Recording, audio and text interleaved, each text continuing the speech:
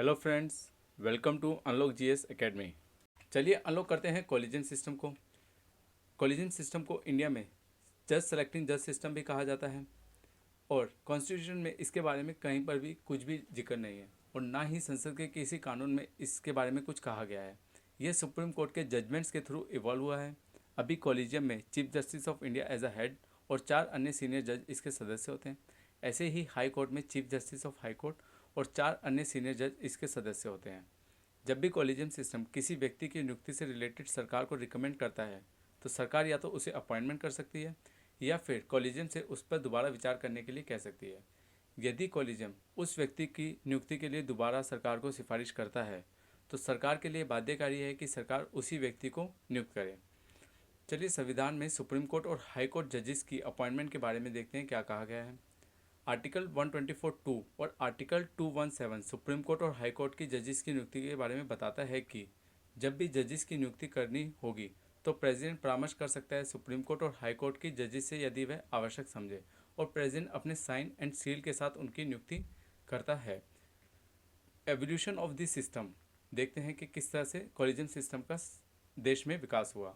जब 1981 के अंदर फर्स्ट जज cases SP Gupta versus union of India हुआ तो उसमें कहा गया कि कंसल्टेशन का मतलब यह नहीं है कि चीफ जस्टिस ऑफ इंडिया की राय सरकार के लिए बाध्यकारी है, वह सिर्फ एक परामर्श है।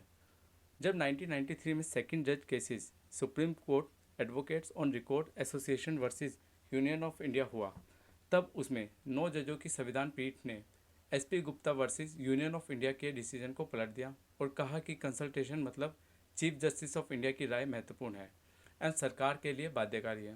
और तब चीफ जस्टिस ऑफ इंडिया ने कॉलेजियम की राय को चीफ जस्टिस ऑफ इंडिया की राय बताया और तब कहा कि एक कॉलेजियम होगा जिसमें 2 सीनियर जज और चीफ जस्टिस ऑफ इंडिया इसके सदस्य होंगे। जब थर्ड जज केसेस 1998 में हुआ तब प्रेसिडेंट के नारायण ने आर्टिकल 143 के थ्रू सुप्रीम कोर्ट से राय जाननी चाहिए कि कंसल्टेशन का मतलब क्या है। तब बताया कि कंसल्टेशन का मतलब है कॉलेजियम की राय से है और उसमें तब सीजीआई और 4 अन्य सीनियर जज होंगे और यदि कॉलेजियम में से 2 जज भी किसी व्यक्ति की नियुक्ति से सहमत नहीं होते तो उसकी रिकमेंडेशन सरकार को नहीं भेजी जाएगी। 2014 में सरकार द्वारा national judicial appointment commission NJAC को लाया गया जो कि 99 कॉन्स्टिट्यूशन अमेंडमेंट एक्ट से लाया गया। अब जजों की नियुक्ति की सिफारिश एनजेएसी करेगी और इसमें चीफ जस्टिस ऑफ इंडिया और 2 अन्य सीनियर जज, एक लॉ मिनिस्टर और 2 सिविल सोसाइटी के एक्सपर्ट होंगे। लेकिन 4 जज केसेस के अंदर 2015 में सरकार के द्वारा लाया गया एनजेएसी 99 अमेंडमेंट एक्ट को सुप्रीम कोर्ट ने रद्द कर दिया और कहा कि ये आर्टिकल 50 सेपरेशन ऑफ पावर के खिलाफ है और सेपरेशन ऑफ पावर को इसे basic structure of the constitution बताया गया।